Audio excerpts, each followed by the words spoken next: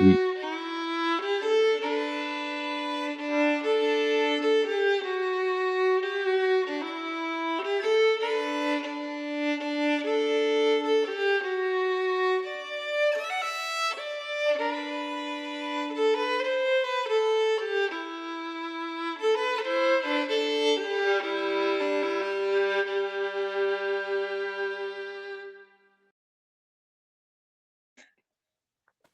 Great. see, Mitch made it here. Look at him. the intro video brings the necessary people Where are you? to the hangout. Can I ask?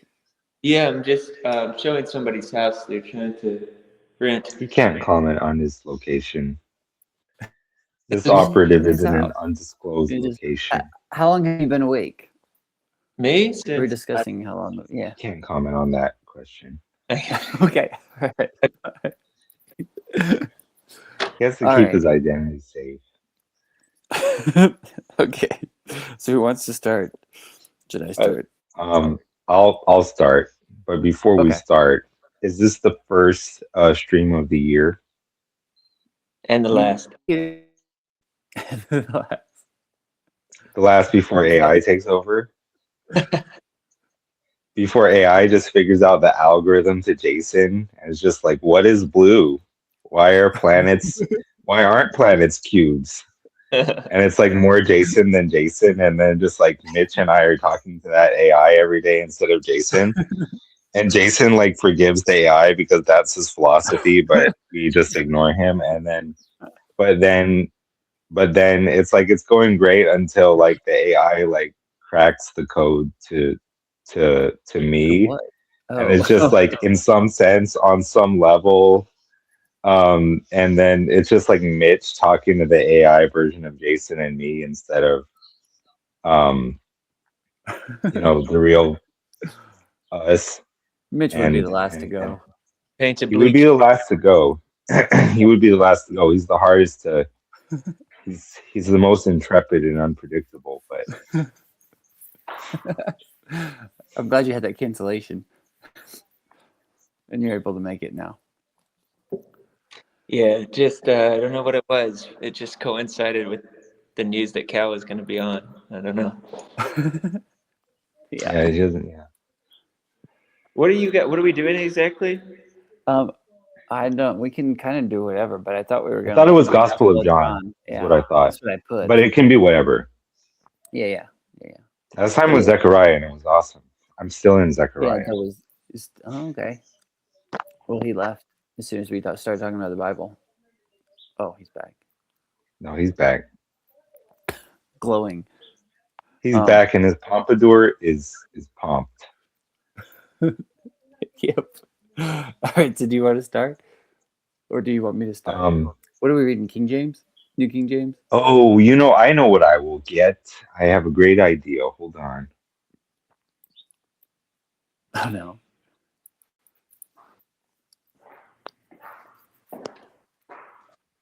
Where do you think he's going? Some sort of study Bible, I would assume. Yeah, man. You would assume. Oh, you would assume because like what? Because I like to study. Because you think I'm a nerd. Oh no. All right, hold on.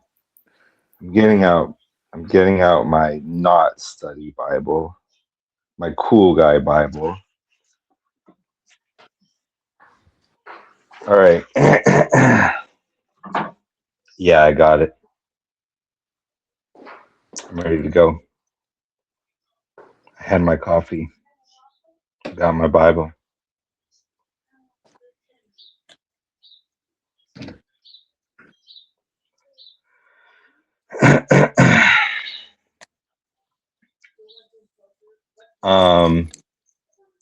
Did one of us possibly lose connection? Jason looks frozen. Is he frozen for you too? He looks a little frozen. Yeah. Unless he's very disciplined. That's another possible theory. Yeah. Yeah. Could have just employed his Shaolin training. Cal, to become like a statue. What are we going to find here in this book of John? I It's don't know. gospel. John is.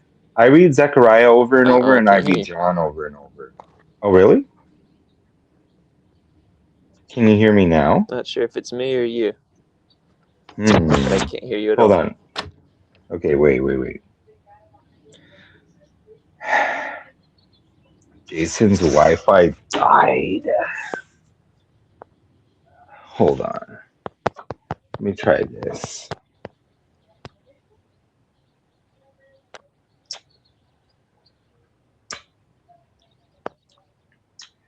Did this improve things at all? Yep, I can't hear you. No, man. What a God. disaster. I'm gonna leave and come back in. Hold on. Now it's just me. And I don't even know if you can hear me. But in the beginning was the Word. And the Word was with God, and the Word was God. Now, I haven't memorized John. I'd like to. Some of us are going to memorize James, if anybody wants to join.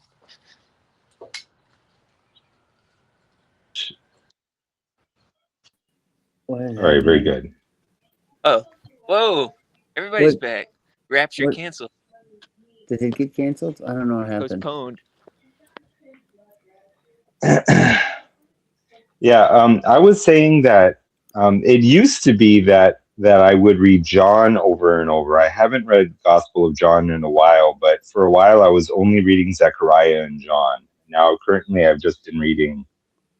I've actually been reading back through Genesis, but not looking at the English translation so much. And so kind of doing my autistic reading, kind of like I used to do when I was a teenager, where I wasn't reading for meaning, but I was reading for synesthesia, synesthetic associations. I mean, I can kind of understand what's going on. And because you're over familiar with all the story details, you know what's going on, even if your language skills aren't that good. But that's what I've been doing recently. But Gospel of John is kind of like my favorite book of the New Testament. And for a while, I was simply just reading that over and over. Cool. I feel like if you just read that one over and over, it's complete because it has all of theology and it has all of gospel. That's interesting. I haven't thought of that. Did you start it already? Or we just... We can start whenever. So Do you're you going to want read it, right, Kel? I mean, I'll read it. read it? Are we beginning at the beginning? Yeah. Yes, All sir. right. In the beginning was the Word, and the Word was with God, and the Word was God. He was in the beginning with God. All things were made through him, and without him was not anything made that was made. In him was life, and the life was the light of men. The light shines in the darkness, and the darkness has not overcome it. Now, to be a show off, I'm going to read part of this in the Greek. En archi ino logos, ke o logos in proston theon, ke theos ino logos. So this, what it says in the kind of the Catholic study Bible that all the trads hate, because it's like all 19th century German scholarship in the footnotes, is it says, well, first of all, note the inversion of the word order in the Greek. In English, we say the word was God because our word order is very necessarily fixed. An analytic subject verb object syntax that must be rigid. Otherwise, we can't parse the meaning of English statements. But in Greek, the language is inflected in such a way that word order is very flexible. And instead of saying the word was God, it says ke theos in alogos, and God was the word. And what the Catholic overly liberal study Bible that we don't use anymore because we got more trad with the resurgence of Gen Z trad kids and stuff, that has different study notes. But what the older boomer liberal one said was, this is the use of a predicate. This is an adjectival use of the word theos. as opposed to a substantive one. So in other words, it's like saying the divine was the word, or God in the sense of an adjective was the word. And so it's an attribution of divinity through predication rather than saying that he is ha theos, or the God. Good morning. And how to put it? Official Catholic dogma is that Jesus is as much God as the Father. And, as a Catholic, I believe that, or I assent to that, regardless of the extent to which I can or cannot understand what is being communicated. Kind of like when your parents tell you something and you don't understand, like how the economy works, and you don't understand it, but that doesn't mean you disbelieve them. It just means that you do not understand what is being communicated with authority about something you don't fully understand. And but if you're looking at it from a kind of evolutionary theological perspective, then the position of Dr. Sijuwade makes a lot of sense. That the way it looks in terms of how the theology evolved is there is this notion of the God, the monarchical father, who is God as a noun, and that Jesus is God sort of in a different sense, or a distinct sense, I should say. He is God, by adjectival predication. Like he is God in the sense of an adjective, not he is God in the sense of a noun. And it is the same usage of God as when the church fathers said God became man so that man can become God. They didn't mean can become God, the person or the noun. They meant can become God in the sense of an adjective. It can become divine. Would you say, okay, divine and That's the same godly? sense. You're saying that the way that it talks about Jesus becoming God is adjectival? It doesn't say becoming, but it does say that it's when it says the word was God, it actually says God was the word. And when it says ke theosina logos, the supposedly, I don't know anything about Greek, but the anarticular use of the word theos, that is the use of the word theos without its article, means that it is saying that he is God in the sense of an adjective. And whereas if it would have said ke ha theosina logos, then it would have, in a sense, been implying a strict identity with the Father, which, of course, per Orthodox Trinitarian theology, Jesus never does anyway. Jesus says, the Father is greater and I, while at the same time, I and the Father are one. And so there's clearly a distinction of personhood within the Trinity, and even if not an ontological subordination, there is the fact that Jesus prays to the Father. So no one disputes this anyway. But I'm just noting sort of what I learned from that study Bible, because when I first read it, I was like, oh man, this sounds like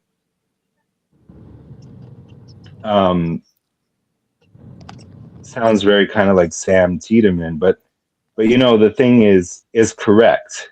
But depending on what your view of how we reach dogmatic theological truth anyway is, it doesn't really matter, because whatever the church would teach with authority is the truth, regardless of whatever scholars may correctly or incorrectly note about the text. And the text does seem to say this, based on my understanding. Why we take for granted that word is in reference to Jesus? Why do we take that for granted? I take it for granted, but can you talk about why? Yeah. That's a very good question. I mean, in the Targums, my understanding is like they talk about like the mamre of God, like the word of God, And there was, like, at that time, there was an idea that there is a transcendent hatheos God that is essentially so transcendent that it's even difficult to think of a sense in which he directly interfaces with the world. And then there is a sort of logos activity of God, through which the world comes into being, and which is almost, as it were, the very intelligibility of reality. And I think this idea is also seen in Neoplatonism, which I don't know how current that was, whether it came later or whether it was contemporaneous. But certainly, I think, by the time we have the Orthodox Christology of Nicaea, there was that, essentially Neoplatonic idea of, like, almost it's an order of there's an order of divinity and or existence, where it begins with the God, and then there is the Son, who is begotten by God, even though he's not created. So he's just as much God as God, which means he's just as eternal as God. But there's also a sense in which he has his being from God, through God. It's very paradoxical. Just like when Jesus says, only the Father has life in himself, but he gave it to the Son that he should have life in himself. You can't give it to someone that they should have whatever in themselves or of themselves. But he says that. And so he's eternally begotten, and uncreated. And this is the theology. And so, it begins with a transcendent, like, hatheos, and then there's a logos, or activity, and then there's a pneuma or pneuma or spirit, and then there's the world. And I think they also talk about a nous. I don't know anything about this stuff, really. I'm not an expert, but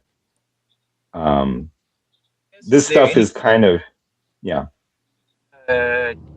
So, that line of reasoning, I think, would be not the average bears. Do people, take it for granted? People like me, do I take it for granted that the word is Jesus simply because I've been told that by my teachers or by the church? Or is there something also, like, in the text that would, kind of point blank lead me to believe that? I think within the text of the Gospel of John, it's, like, extremely explicit that that Jesus is the Word. Because it says the word came in to the world. Oh, yeah. And he became flesh. Yeah. No, and in the end, when Thomas sees him, Jesus says, "You've seen me, you have seen the Father." And when Thomas sees him, he says, "My Lord and my God, hatheosmu." He actually does use the articular version of hatheos. So it's very much meant to distinguish and then confuse almost, or attempt to reach right up to the limit of identification with something that had been formerly distinguished, and which we all understand to be distinguished. Because we all understand that the timeless, that God is eternal, i.e., timeless and formless and not localized in time or space. So that the notion of a God who was those things sounds to our ears like a square circle. And yet, in the Gospel of John, the mystery is that if you have seen him, you have seen the Father. He is the image of the invisible. And of course, a lot of people who are in a philosophical mode will say that that just doesn't compute logically, so it can't be real. And others who are operating from a perspective of faith, and or who have seen enough philosophy to know that many one's own reason or intuitions are not a sure guide into the real nature of things. That they will, as it were, suspend disbelief or open their minds to what Jesus is saying. Yeah, or belief, is much more splendid than we usually take it You know, not that it has to be what Craig calls That's true. off your plausibility mechanism or something that gives you an emotional response necessarily, but that it could be, I mean, linked also with behavior and relationship, all of that figuring into belief, and that makes it. But that's, I think I asked you guys like weeks or maybe even months ago about like what there are more categories for what it would mean to believe something than kind of you know it the math working out, the logic math working out. Well, for me, it's all in that analogy of when your parents tell you something like, "Dad, how does the economy work?" Oh, it works with fiat currency. I don't know what fiat currency is. So do I know, do I understand this statement? No. Can I believe something I don't understand? It's arguable, but do I disbelieve it? No, I have no reason to disbelieve it. I accept it on authority. So the Catholics distinguish between assent, and yeah. In other words, there's a religious assent of intellect and will. Because it's understood that many of the things are mysteries. Like Augustine said, "Si comprehendis non est Deus." If you could understand it, it wouldn't be God. But can I think from like a rhetorical perspective? I do. I'm always anticipating, like, and I know that it's like, the mystery is a cop out, but I wish I had a better way to convey to people how much mystery figures into most of their waking life. And Well, the real thing of it is that if you're Christian, you're not Catholic, then you think the way that you find the true church is through theological discernment, such that God meant it that the head guy wouldn't always be reliable. So in the future, people would always find the true church by using their theological smarts. Now, if you happen to think theology is way too complicated for that to ever be a realistic expectation, then your a priori belief in the likelihood of something like papal infallibility goes way, way up. And whenever you're in that mindset of this is something received through authority, it's not a thing you understand yourself. Don't kid yourself. Then your perspective changes, and it no longer becomes about I myself having to do some work to motivate belief in something and apologetically prove it or disprove it to someone else. I don't think that's part of the paradigm somehow, although I don't have a good way to integrate it, yet, just from a communication perspective. But I do think like you studying and like being convinced in your own mind is a part of this It is Christianity. a part of it. It is a part of it. We all go through that. I've gone through that. But for me, in a certain sense, it very much took the form of a personal encounter, because I was like, I'm fine with seeing how Jesus is God. Where the sticking point is for me is how everything else is not God. And then Yeah, I encountered Jesus in a different way on Saturday, March 23rd, 2024. miracle And is the result, yeah. the miracle is that you don't then kind of retcon that experience, with the lies of Satan. Like that's what you see kind of Hmm. happen from time to time. Is like, wait a minute, remember this experience, remember this testimony of yours. And I don't know if you ever like doubt that experience because it was so profound. Maybe it's doubt proof, or maybe the prayers of others are keeping you from going You to. can kind of, the weird thing is, in certain moods, you can kind of doubt everything, but there is an element of doubt proofness to that experience, which was the thing I would have expected least about God. What some authors I've since heard refer to as his divine humility. There's human humility, and then there's a humility which is way past that. And I was amazed by the humility of the Spirit of Christ. And that was a thing I could have never imagined, and that's what kind of makes it doubt proof to me.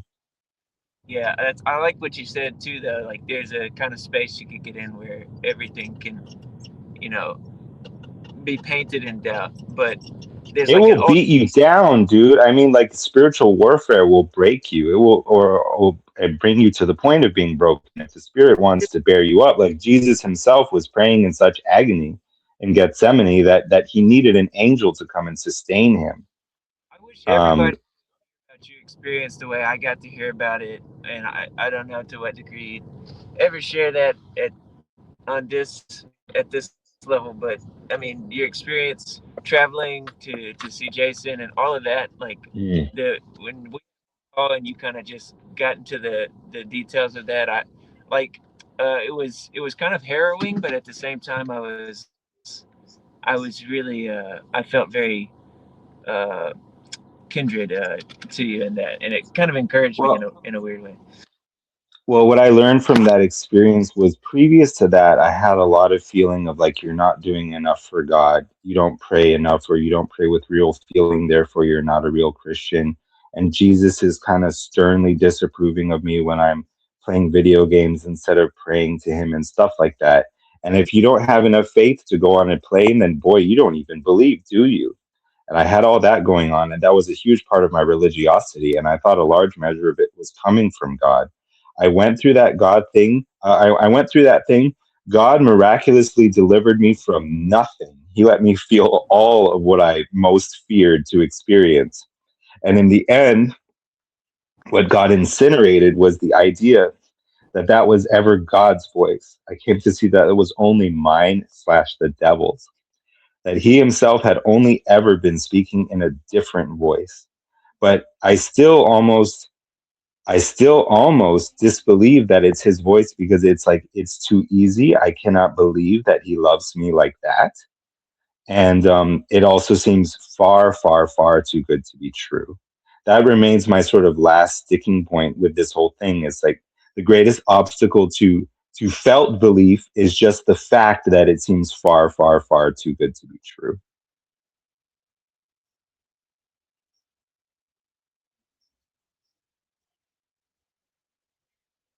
Sorry, I was muted. My internet's been like cutting in and out pretty bad. I guess Mitch is now too. Yeah.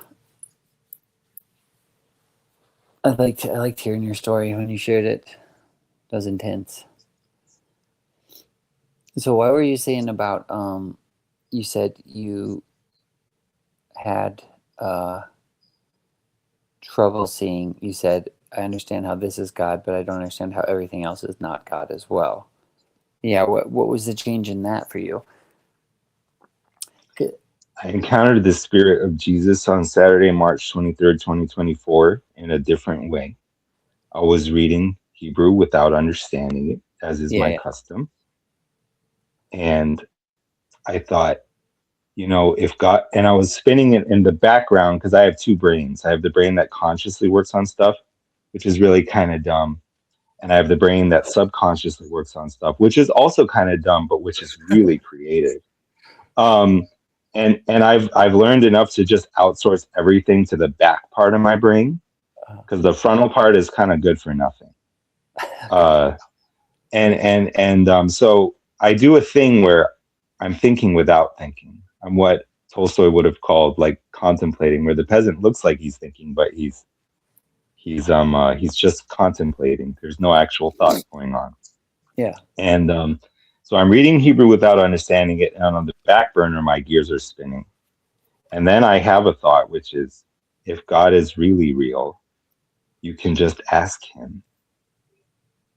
And then the way that this experience came on was so gradual and so kind of surreal that I didn't, if you can believe it, I didn't notice it's coming on.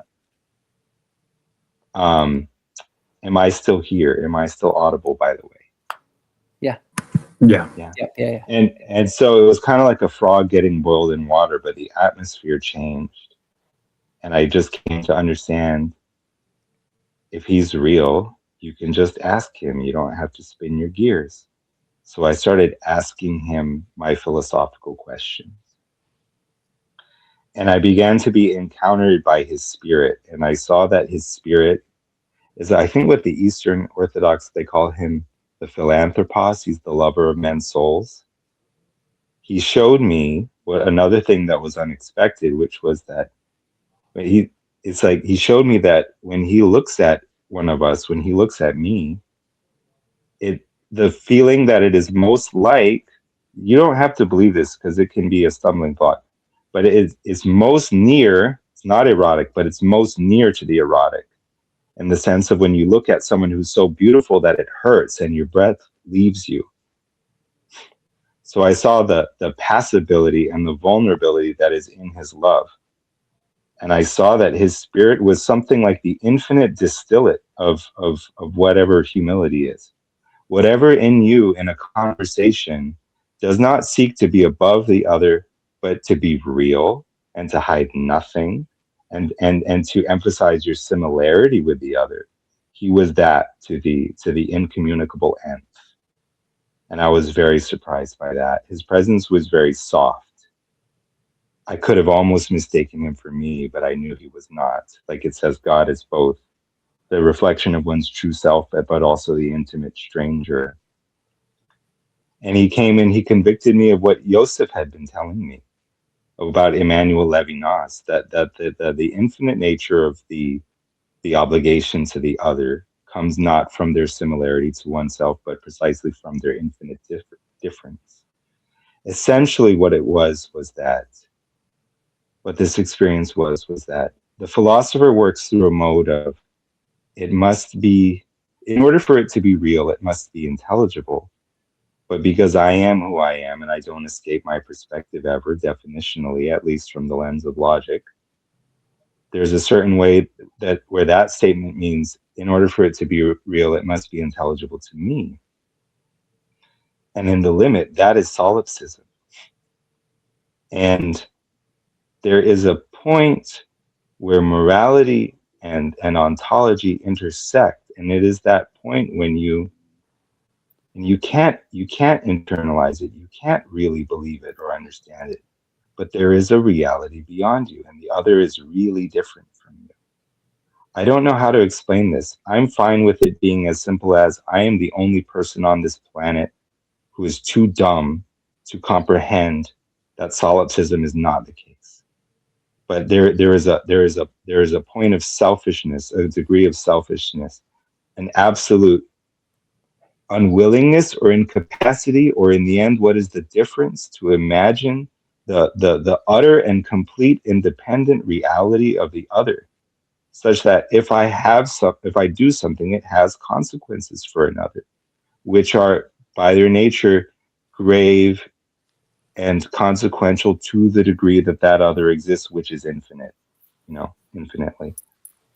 And it was all about that. It was all about the difference between solipsism and being in a real world with real other people. But the way he convicted me of this stuff was not lectury at all, the way that I'm making it. He showed up and was the truth. And in distinction to the truth, I saw what was not true.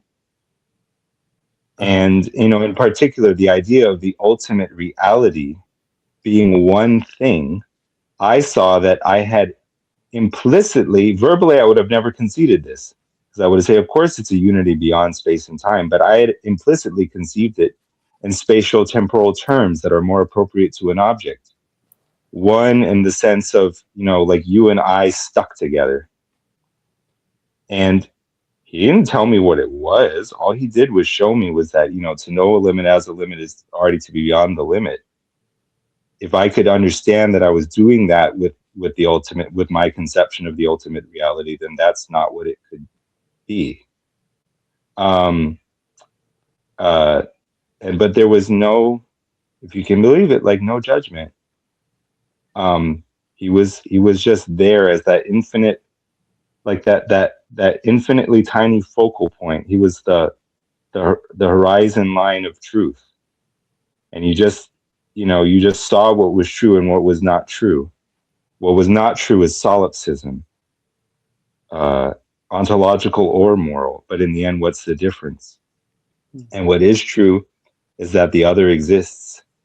And if you know that, and you really know that, you can and you will pay the ultimate price for that other to be, or for you to be in right relationship with that other or something.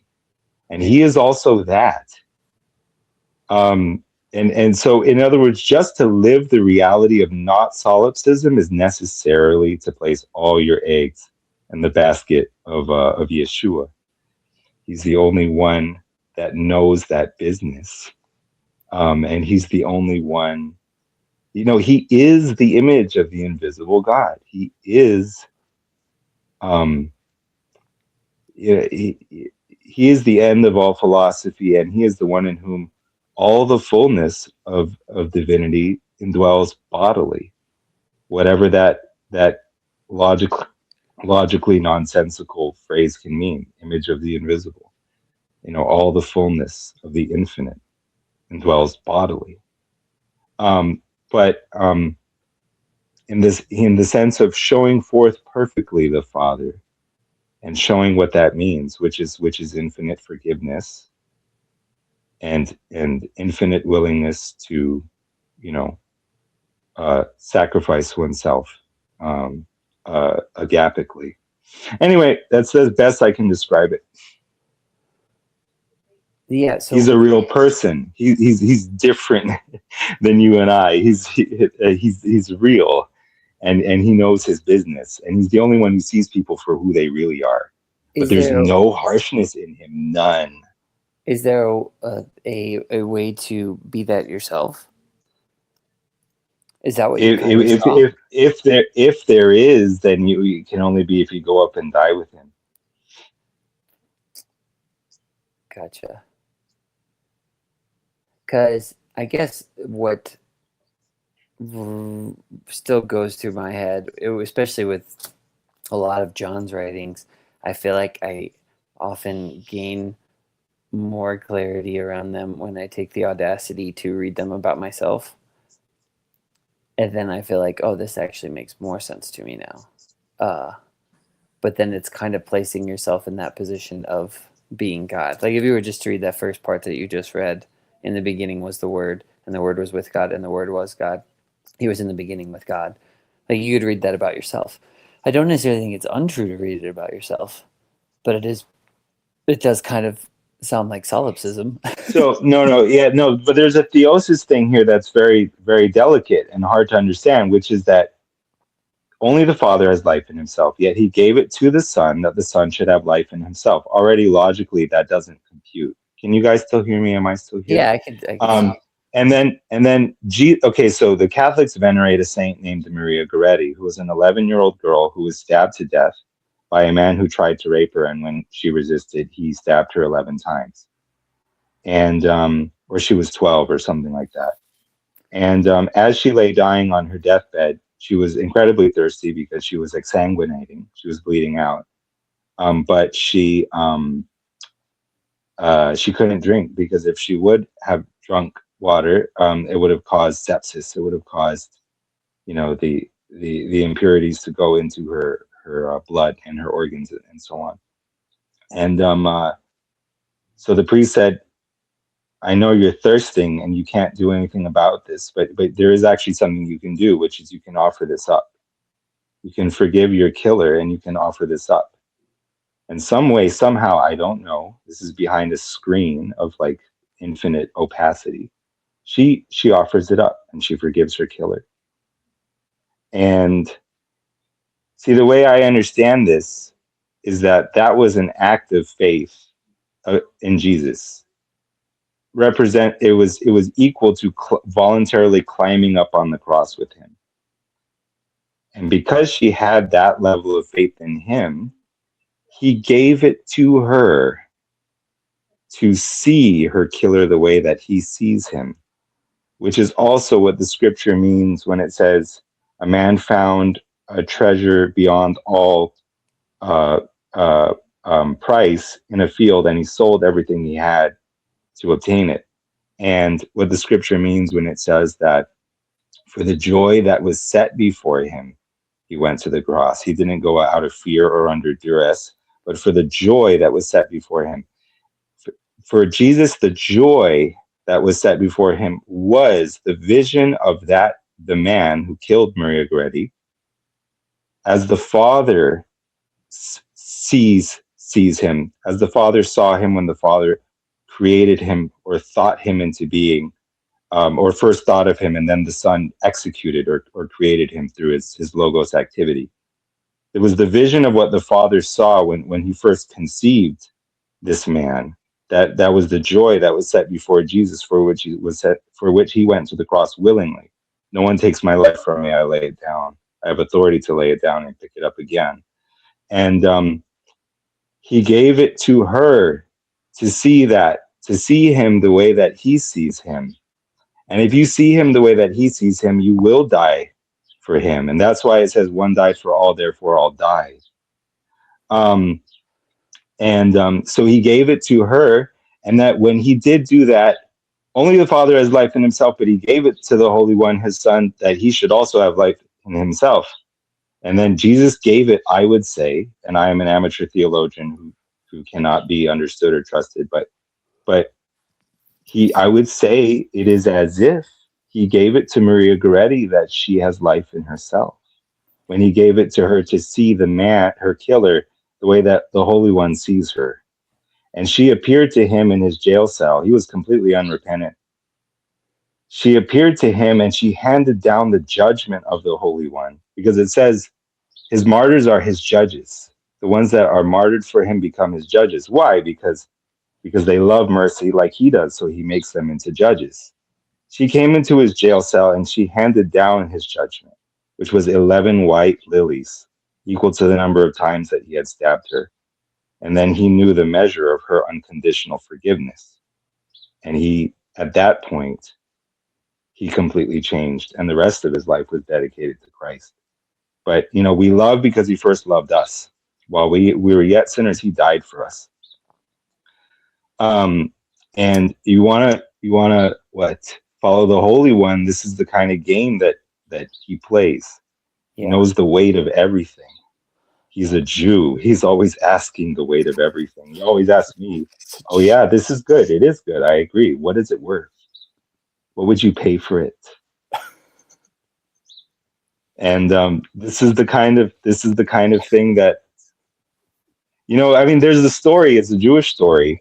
The man who's carrying a very heavy bag of rocks up a mountain, and he's trying every day to bring it up this mountain, and it's just wearing him down more and more each day.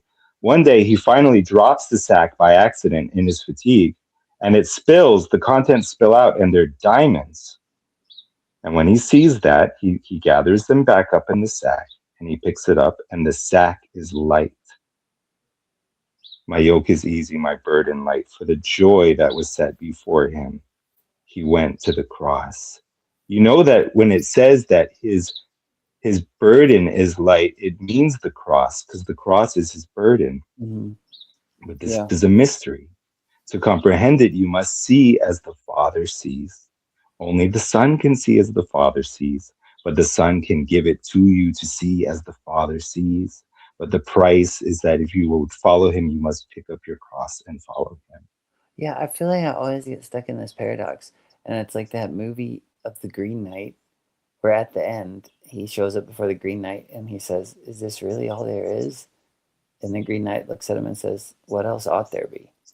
Like when you're talking about God and seeing God, or seeing as God sees, or all this stuff, and seeing we love because he first loved us. Like, I don't know where else to see that other than in flesh, in creation.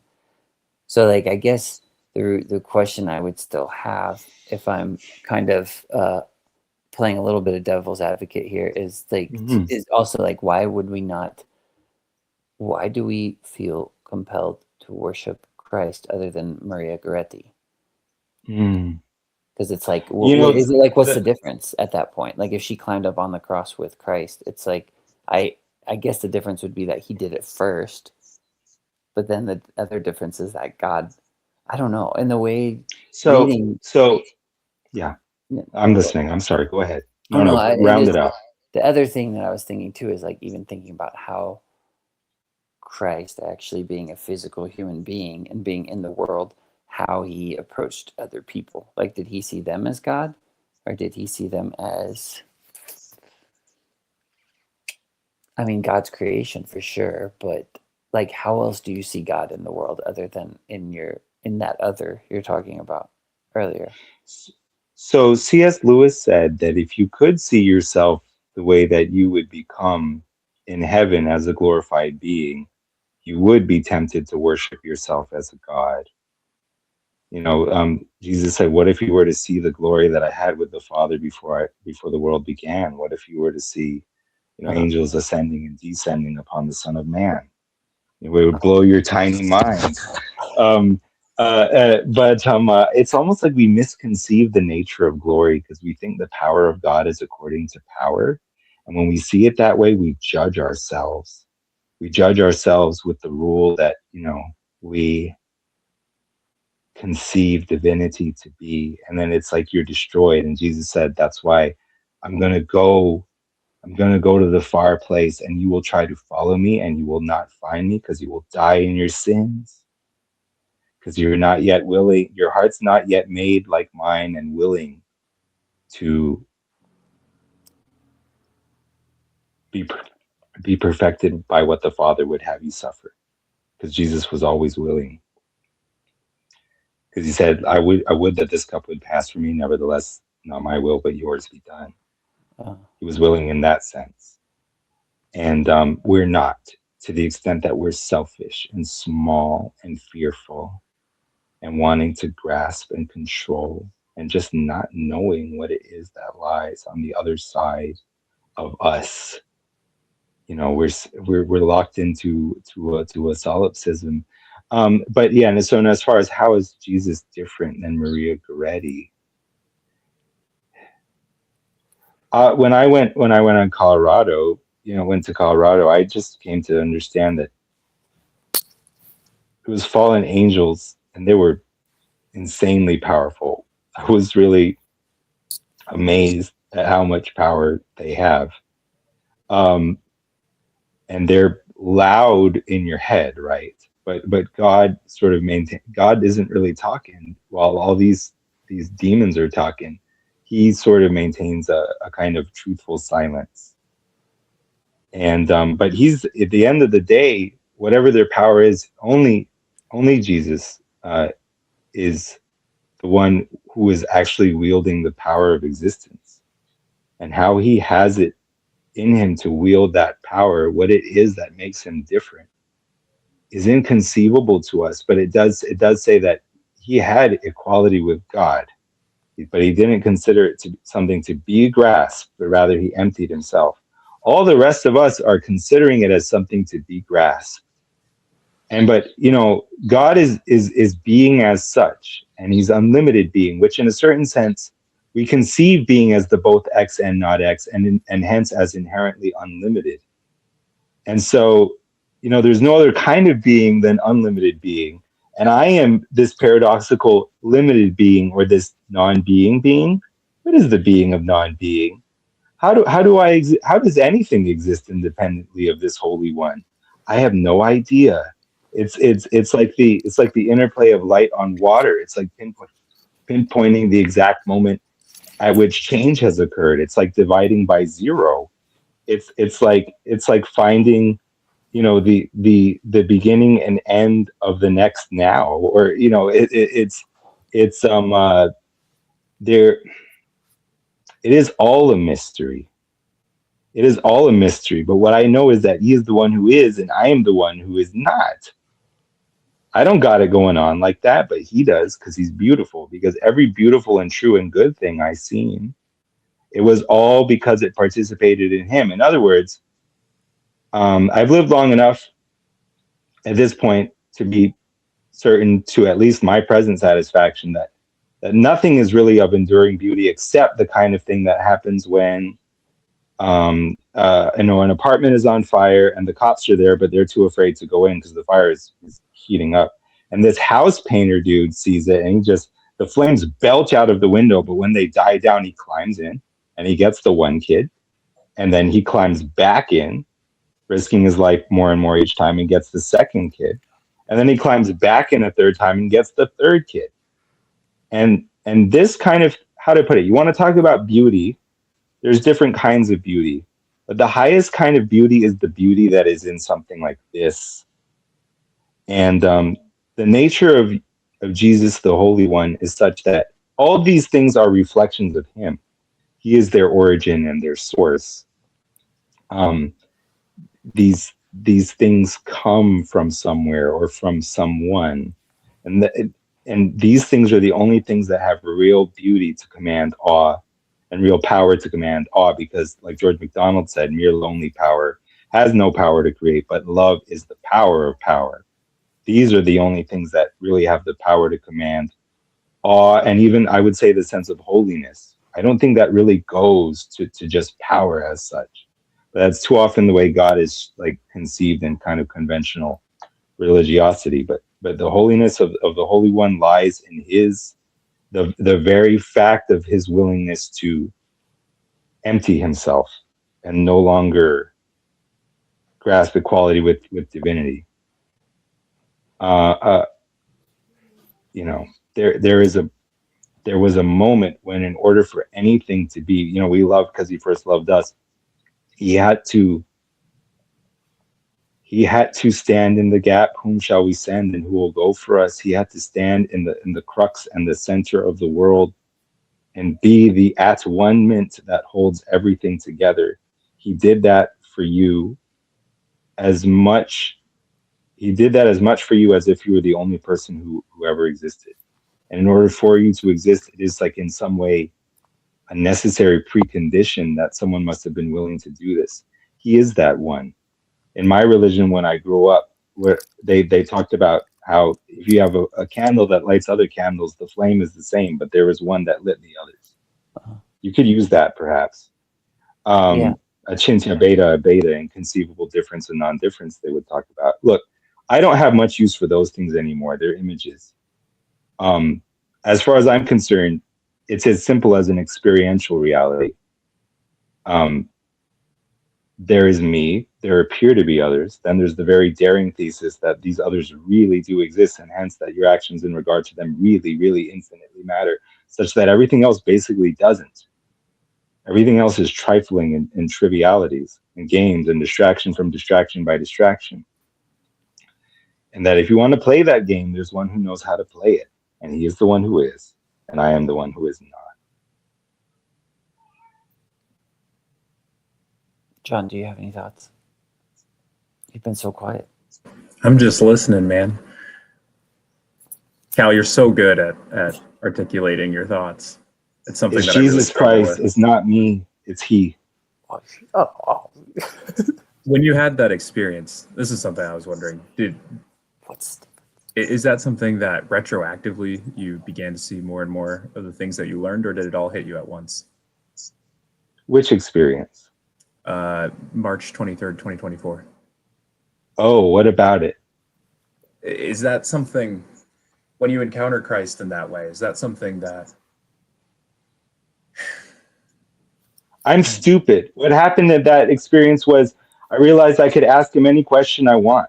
And I was with him and I was just asking him questions, and I was believing in faith that I would receive the answer, and I did receive the answer. And so in that sense, it kind of felt like it was coming from within, such that you could mistake it from yourself. But the faith lies in believing and knowing that it's not from you, it's from him. Anyway, I had that, and it was the communication of many beautiful things that helped me to understand him. And then in the end, like as my wife and I, because I was still having to live my normal life, so my wife and I went to the store, and she did the kind of thing that usually irritates me. And I faced the choice point of I can either get irritated by this or I can forgive and keep rolling with the Holy One. And I literally chose to be irritated because I didn't change. He was just there. But you see, I didn't change. And I chose to be irritated and not to forgive her. And at that point, it was like the experience ended. I didn't notice when it came on, but I noticed when it ended. It was like the wind came in and blows a fireplace out. And it's so cold. And I felt so bitter and so angry and so sad. I was resentful against God for him leaving me, even though I knew full well why, or I should have. That was what happened in the moment. It took me a long time, and I'm still only beginning to digest the implications of what was revealed there. Jesus, at some point in the Gospels, I think about this verse a lot. I can't remember where it is. But he says, every scribe of the kingdom of heaven is like the master of house who brings forth out of his treasury treasures, both new and old. And in that experience, there were new treasures. It's like there are things that when you're learning about God who is eternal, some things are going to have a note of destiny or of homecoming or of I always knew this. And other things are going to be genuinely new things that give you a kind of a vertigo, sheer revelation, sheer, this is not me, this is totally other, right?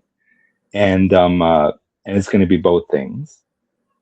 And that experience was a lot of new treasures, and I'm still just only, I would say, beginning to kind of digest the implications of it.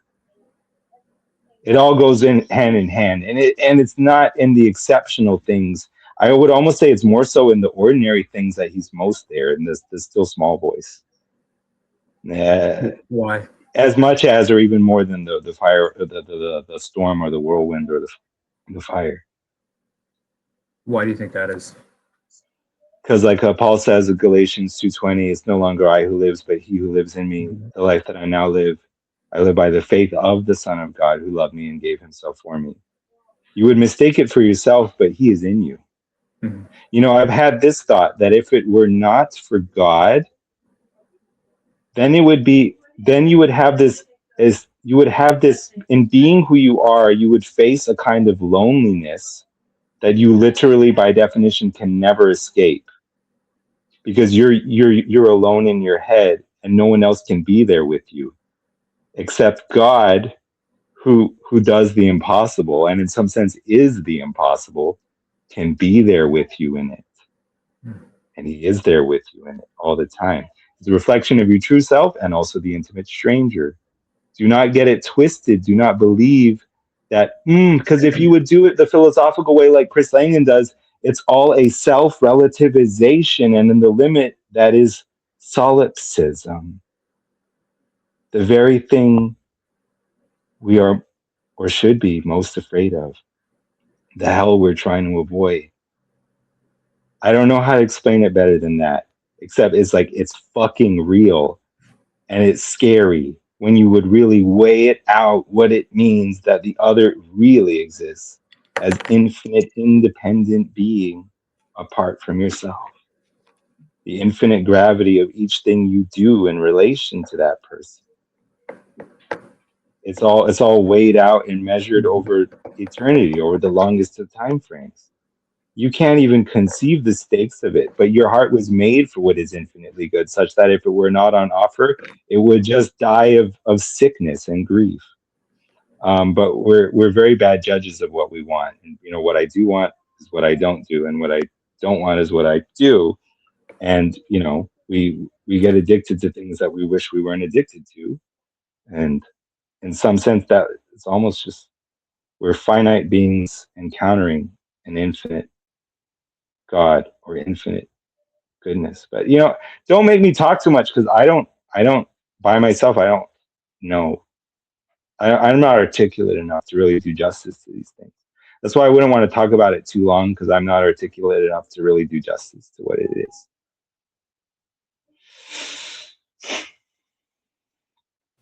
Seems like you're doing a good job. I probably have to go though, because I do have to work today.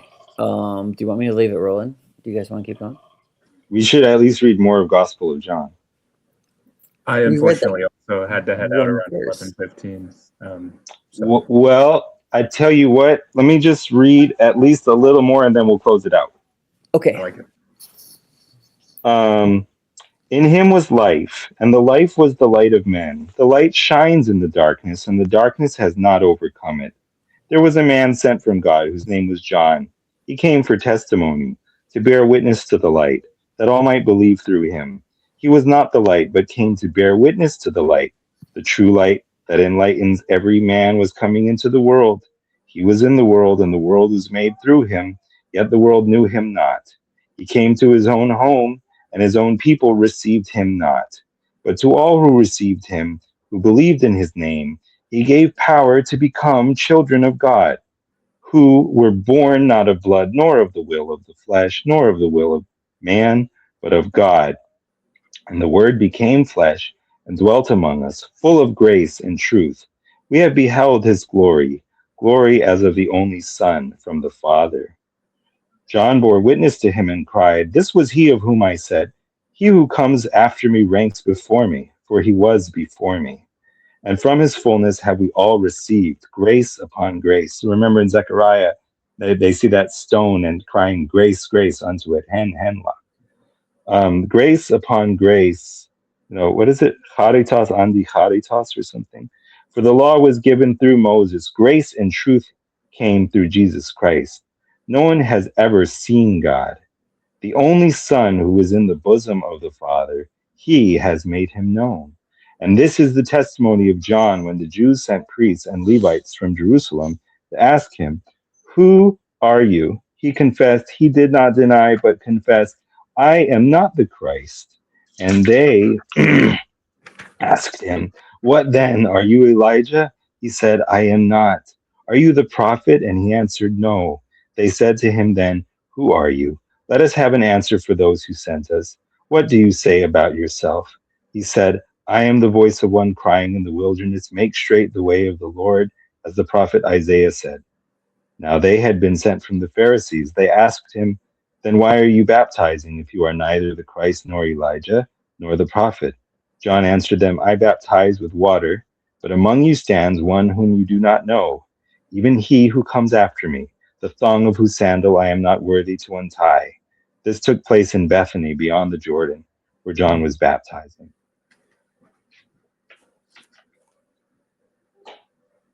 That's good. So I think that's That's at least enough scripture to end on for now. We should revisit it like Zechariah. Yeah, we need to come back to Zechariah also. Well, thanks, And bring me guys. forth my servant, the branch. What is this great mountain unto you? Zerubbabel. Before you will be a plain, and on the stone I will engrave the engraving thereof, and with shoutings of grace, grace unto it. I don't know. I'm not recalling it very well, but there's stuff in Zechariah about this, because you got to read when Jesus quotes the scripture. You got to read the scriptures that Jesus was reading, and one of them is Zechariah, like "Strike the shepherd, and the sheep will scatter." Yeah. That's why I read Zechariah, because Jesus was reading it, and Jonah, because Jesus was reading Jonah. Anyway, That's good. Anyway, yeah, that's it. And Hosea. Forget Hosea. Was he reading Hosea? Go and learn what this means. I desire mercy and not sacrifice. Is that what it's? But is Hosea quoting something when he says that? I don't know. Maybe. Like Isaiah or something? I don't know. I thought it was Hosea 6:6 or something. I'm not sure. 6:3. Yeah, I don't know. No, 6:6. Yeah, Hosea 6:6. For I desire mercy, not sacrifice, and knowledge of God more than burnt offerings. Go and learn with. So he's reading that too, I guess. He's probably reading the whole Bible. Jesus. He reads the Psalms. He reads Zechariah. He reads Daniel. I want to say Isaiah certainly. There's a pattern to it. There's some that are quoted and some that really aren't. So it's kind of interesting. Is he reading Revelation? That's what we want to know. Should we exclude it or include it? I think the Eastern Orthodox might trouble over that question, but for the most part, no. I heard that the Eastern Orthodox don't actually read it in any of their liturgies, but then at our church, in the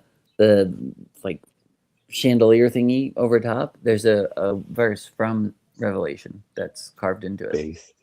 Yeah. No, because they are down with it.